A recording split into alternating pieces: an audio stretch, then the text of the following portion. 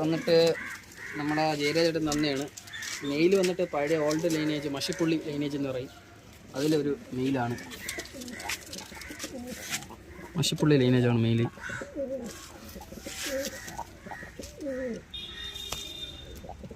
Female വന്നിട്ട് നമ്മളാ കത്തങ്ങ വഴി ഫീമെയിലാണ്. അപ്പം ഇവരാണ് ആ ജോഡി.